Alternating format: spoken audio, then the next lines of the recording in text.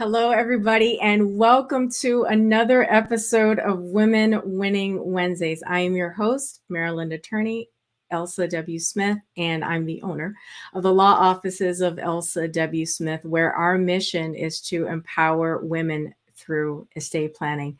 I'm just thrilled with the guests that I'm going to be able to share with you today. But before then, I just want to share that, there are plenty of video blogs and podcasts where you'll hear that finance and fitness are related and they play an instrumental role in bringing, stability to your life.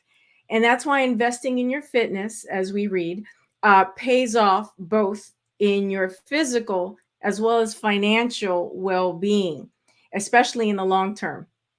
It's also pretty well known that stress is a key driver of breakdowns in your health, and finances can be one of the biggest stressors that you face, but they don't have to be. I'm excited to bring you another phenomenal woman making an impact in this area and in our community. Today, we're going to be chatting with Ariana Stowe, and let me share a little bit about her. She is an entrepreneur, founder, and the CEO of Ariana Stowe Fitness. And she runs a successful financial planning practice in Washington, D.C.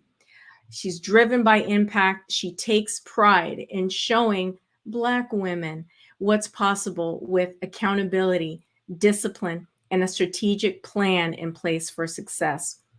Prior to starting her business in 2015, Ariana was awarded a Fulbright scholarship to teach English in Brazil and is fluent in Portuguese. In 2020, Ariana was featured in Strong Fitness magazine as a woman to watch for her extraordinary commitment to transforming the lives of women in her community and around the world.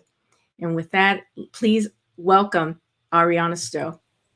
Hi, Ariana. How are you? Hi, Elsa. I'm so excited. How are you? I'm fabulous. I've been looking forward to this interview, and we're just gonna have fun. It's like two girls chilling, having mimosas. That's the vibe.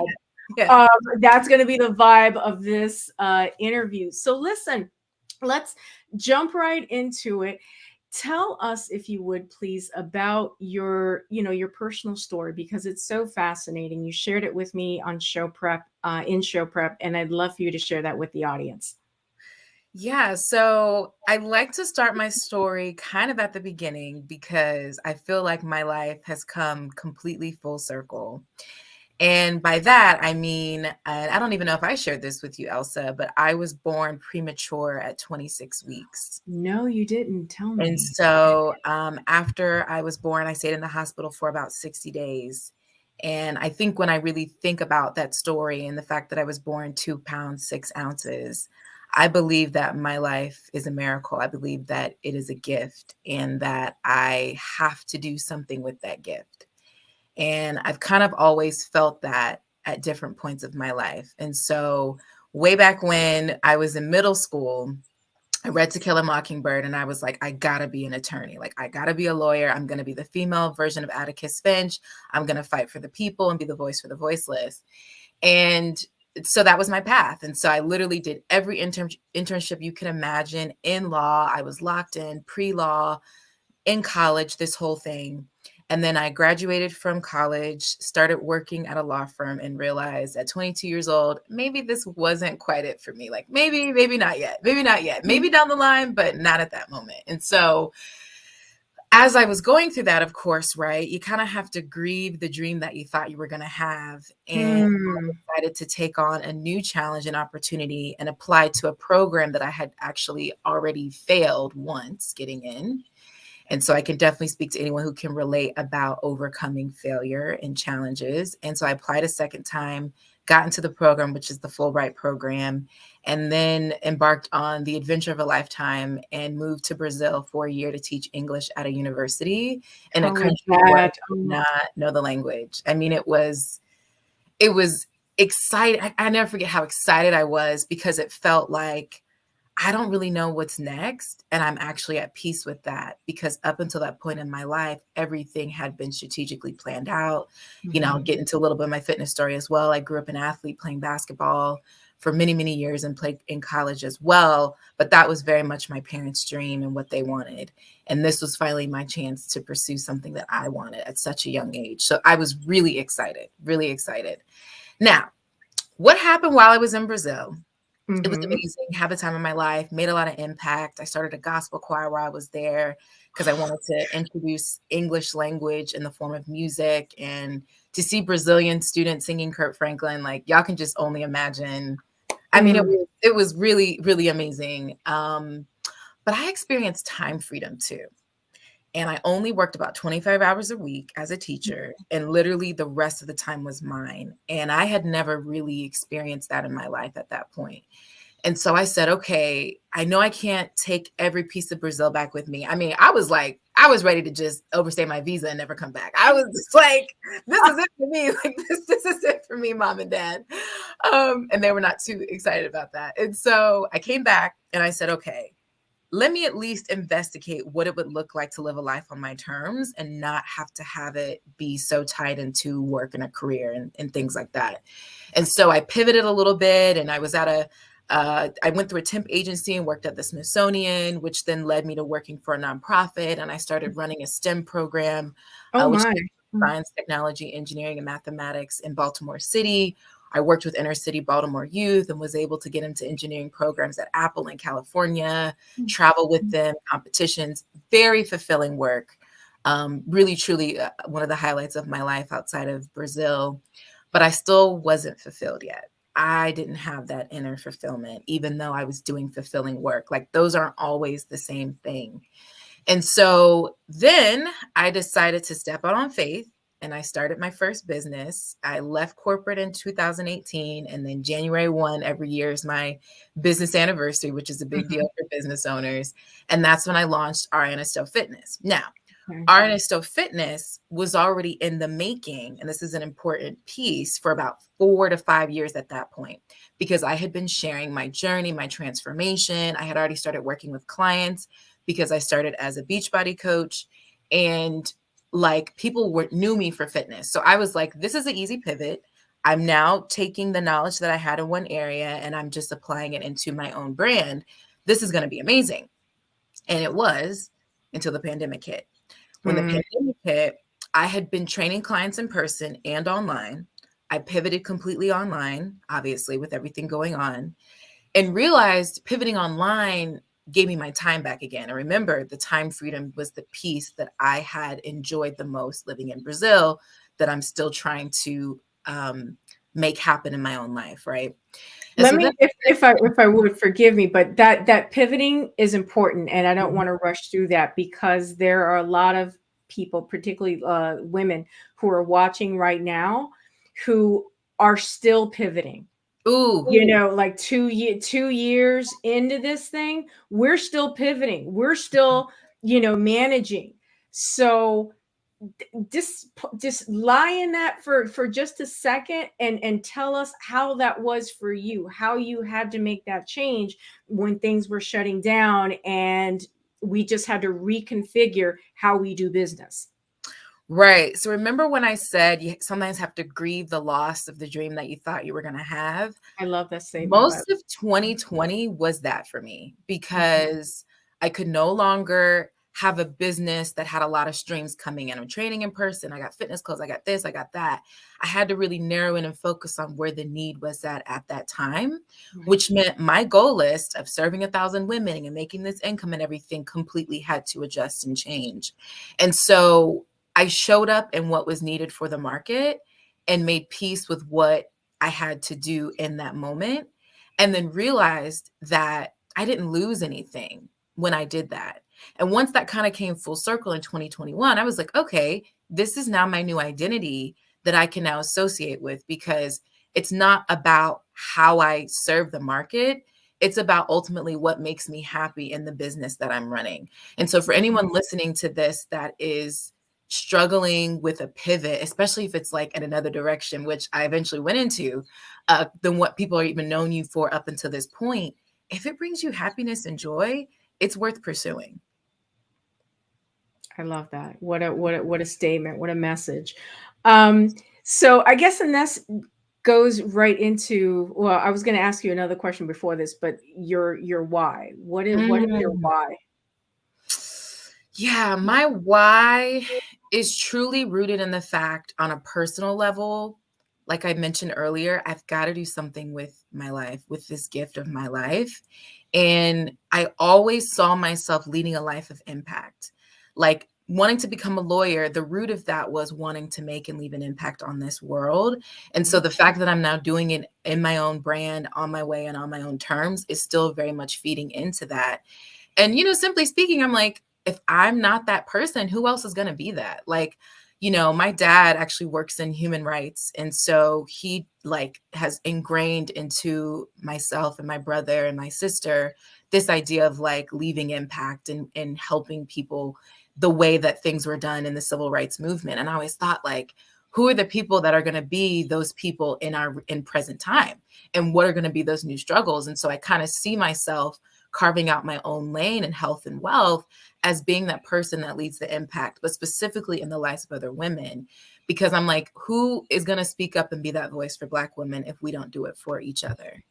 I love that. Tell us, okay, so you have Ariana Stowe Fitness, but Yes. you also are trained in, in the finance world. Tell us a little bit about, credentials that you have and what you do in that sphere. Yep. So last year, about a year ago, I decided to pivot slightly because my time had opened up when I transitioned my business online and wanted to add in essentially another stream of income very selfishly for myself. So, for anyone listening and thinking about whether or not they should take action and add more income to their pocket, the answer is unequivocally yes, because you've got to save yourself. Right.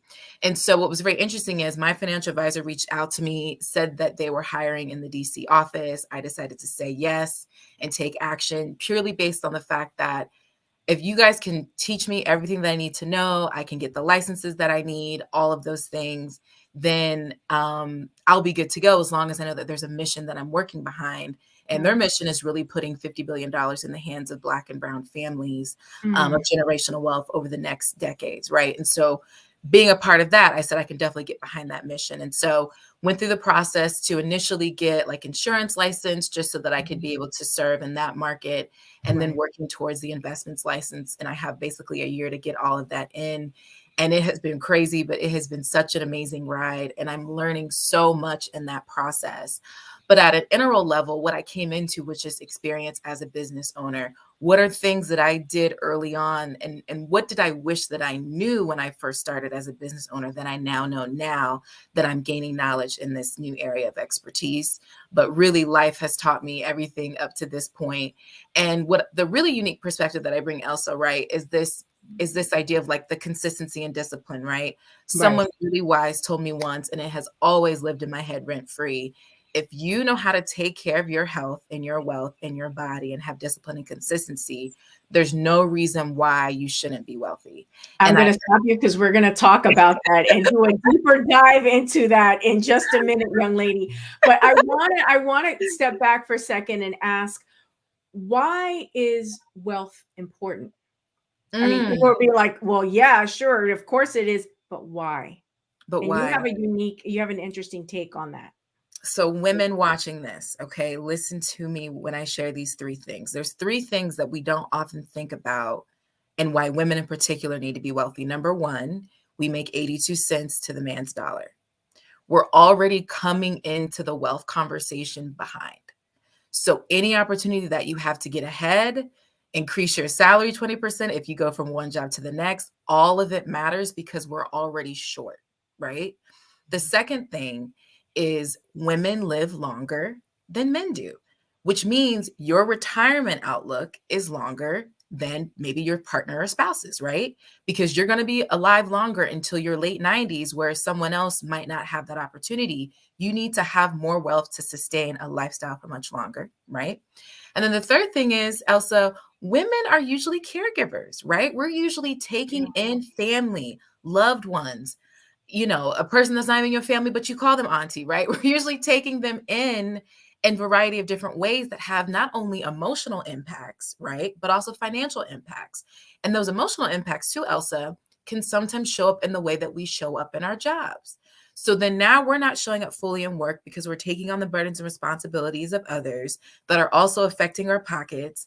It's just a lot, right? And so again, any opportunity that you have to increase your wealth, acquire more wealth, protect your money, it matters more than you can ever realize because of those three areas that I described. So those are really like the three reasons that Oh, women yeah. need to be wealthy. And it's Absolutely. not just amassing, bags and shoes and, all, No, all kinds of stuff. no, There are which more important reasons to be wealthy. more important reasons that aren't always apparent in real time, right? And that's why I like to key in on those, because you're not thinking about the person you might have to take care of and how that's going to affect your wealth down the line, Ooh. because you might be more concerned with what you're able to acquire today in real time with the money that you have. But sometimes we got to like zoom out. And that's really what I love about the planning process, is that it allows people to pause and zoom out and think down the line of things that they just might want to have funds set aside for just in case, right? Yeah, Just that's so important because there are many of us, like I'm 52 and I share that willingly.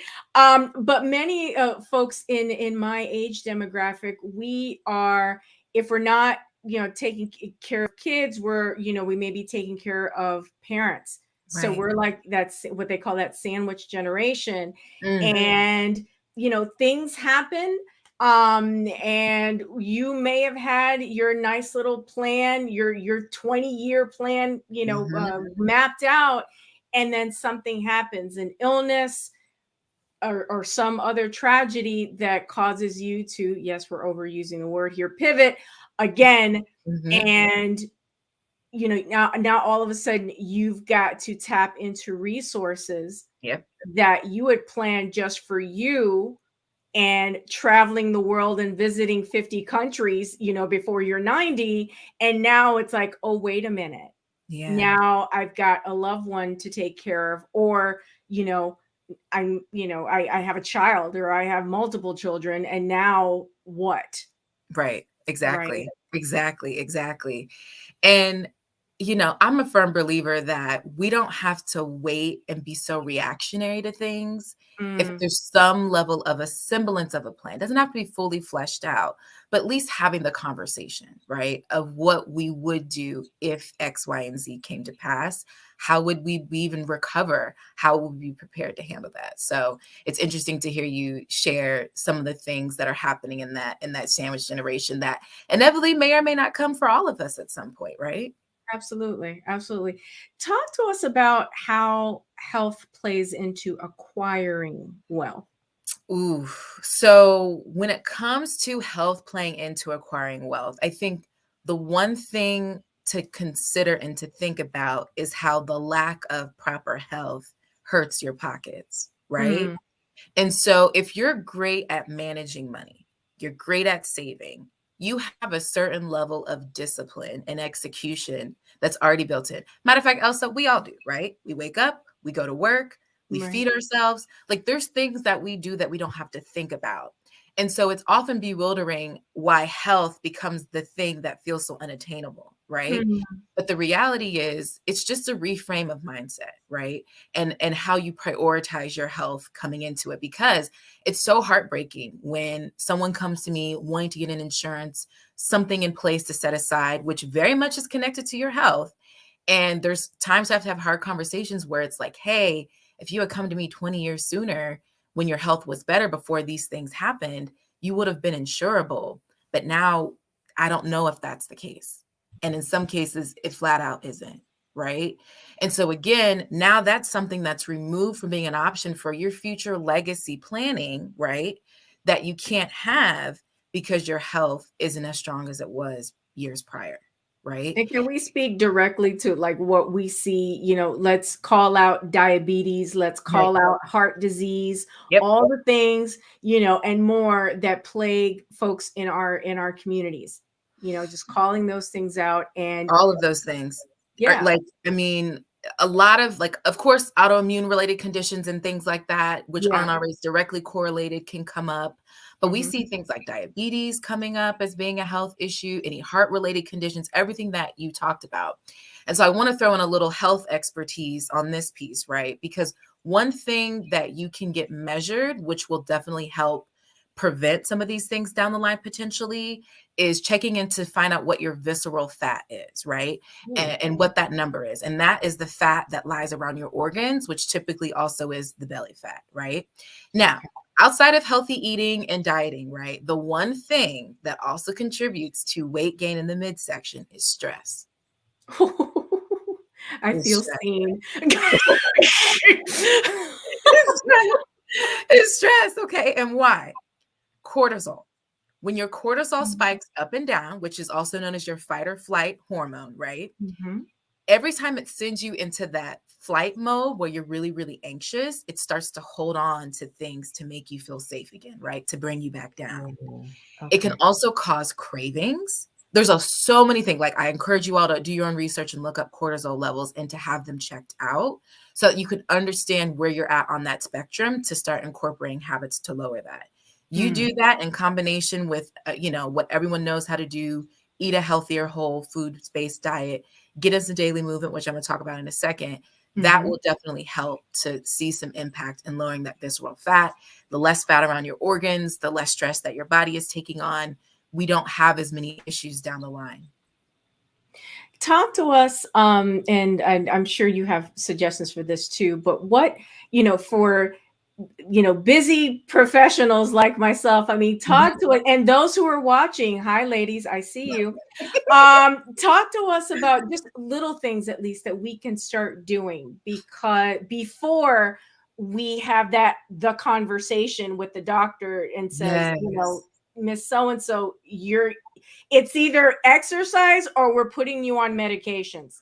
So Ooh, what can we before we do? get there, tell us what we Mhm. can do.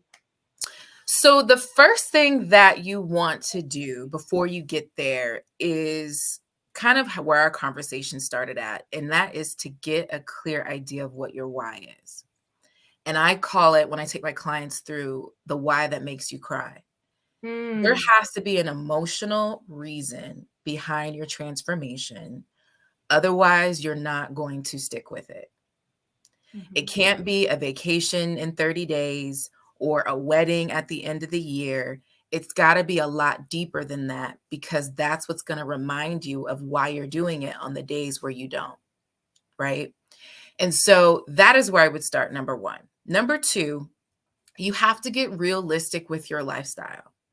So if you're, and I think a lot of people go that 0 to 100 method and then they fall off the wagon because it's not a fit for their lifestyle because they can't stick with it.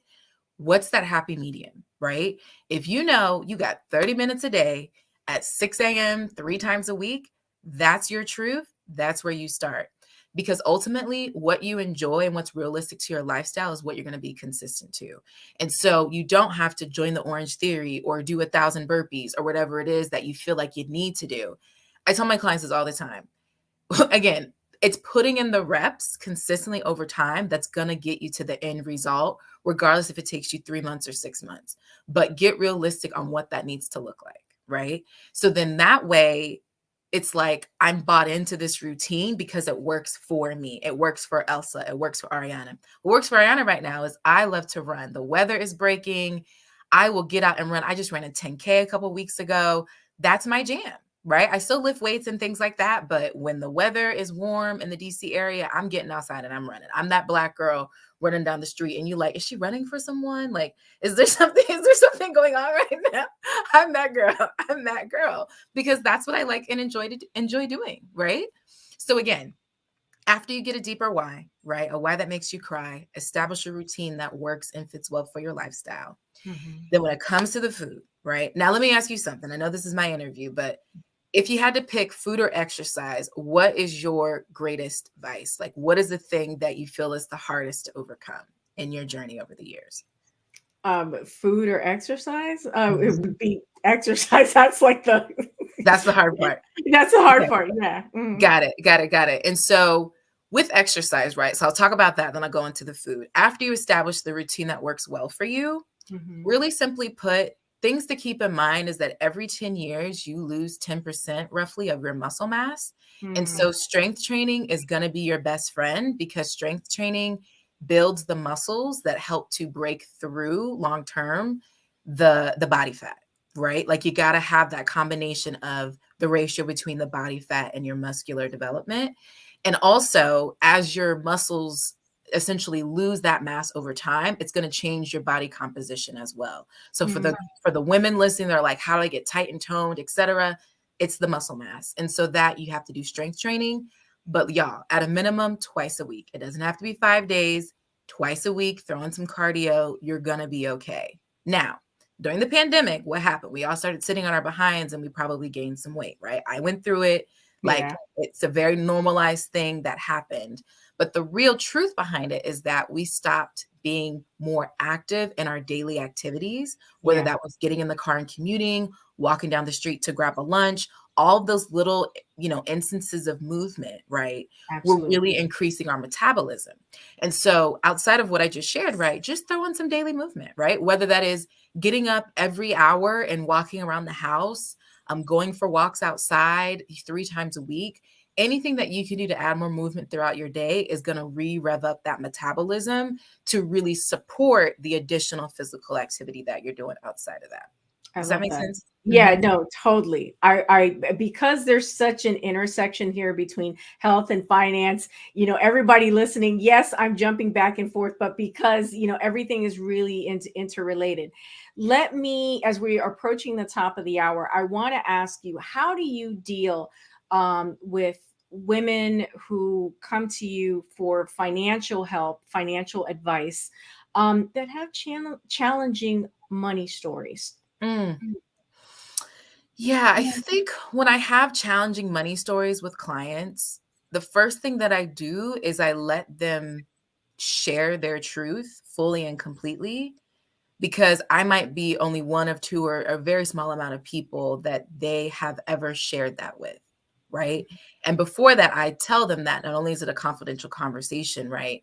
This is a space where it is safe to be vulnerable and honest about your challenges. One of the questions that I typically ask in these meetings is, what is something that you saw growing up financially that either your family or environment, like whatever happened around you, that you don't want to do going forward? And that typically sparks up quite a unpacking of things that we're seeing. And then I transition into the positive, right? I say, now that you've gotten that all out, what do you want to do going forward that's different?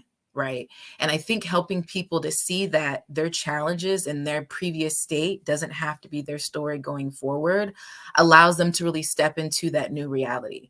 Because a lot of times with health and wealth, right, our stories that we grew up with don't have to be the end result.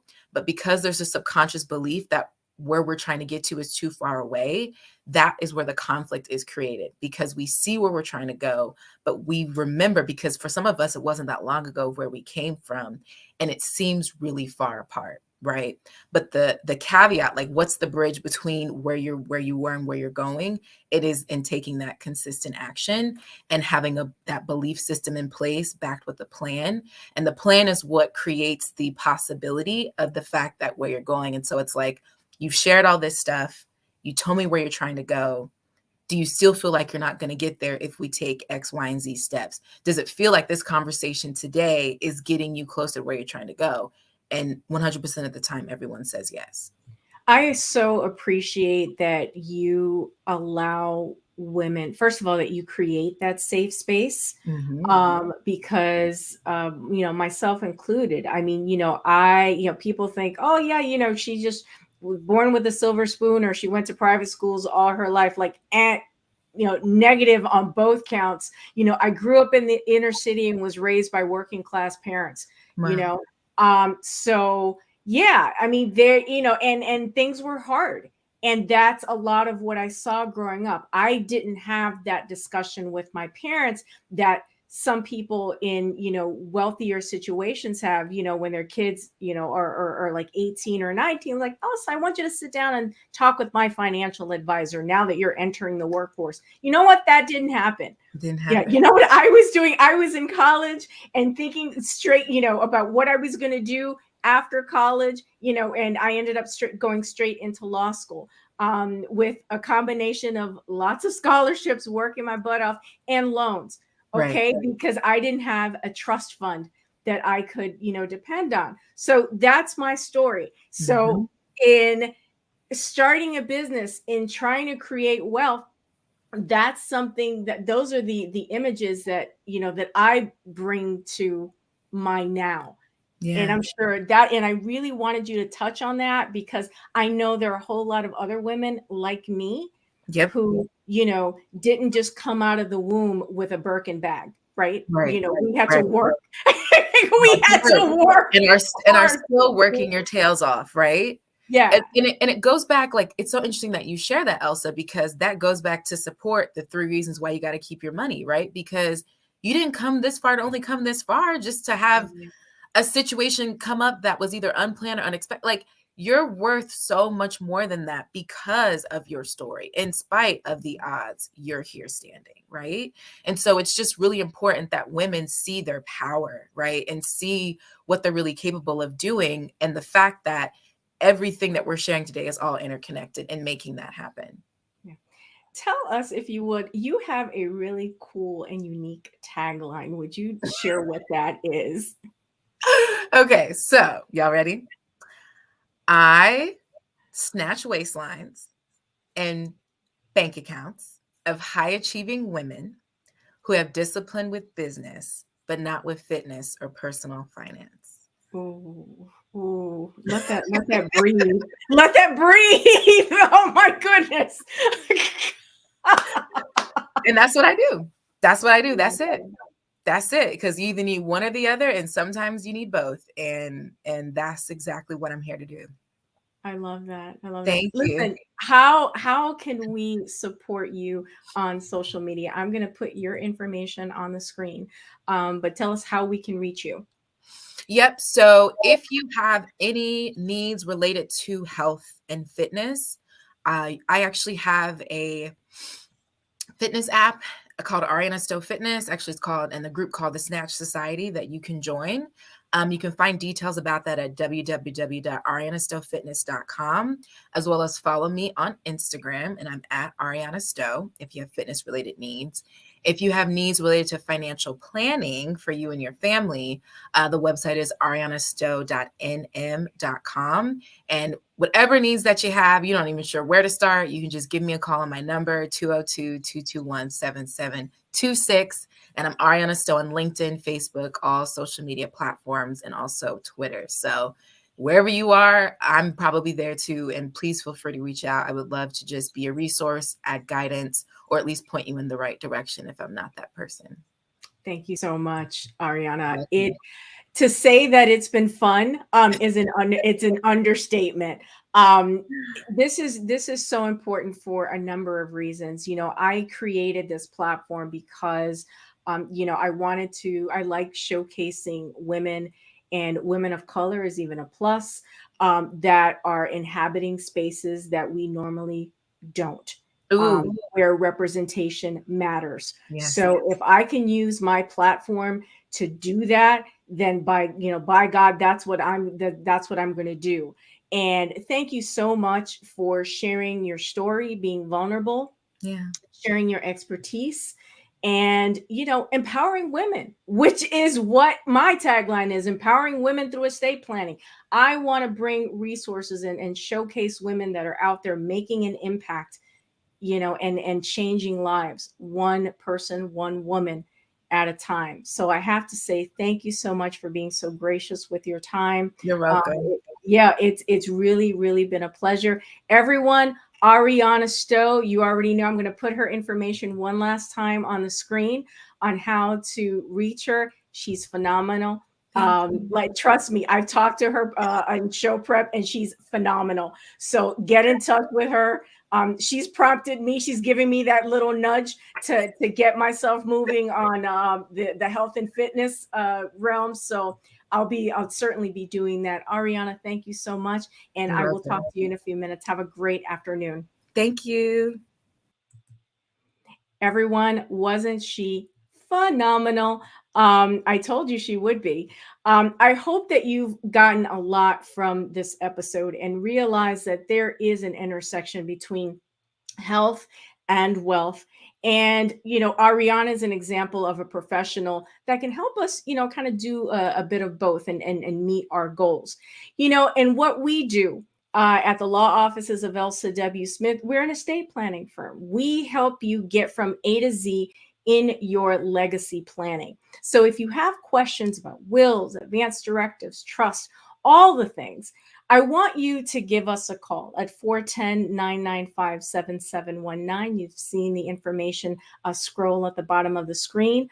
I want to thank you again for joining us for this episode of Women Winning Wednesdays. It's always a pleasure to bring you quality content and phenomenal guests. Again, my name is Elsa W. Smith, your Maryland estate planning attorney. Thank you so much for watching, and I will see you next time. Bye-bye.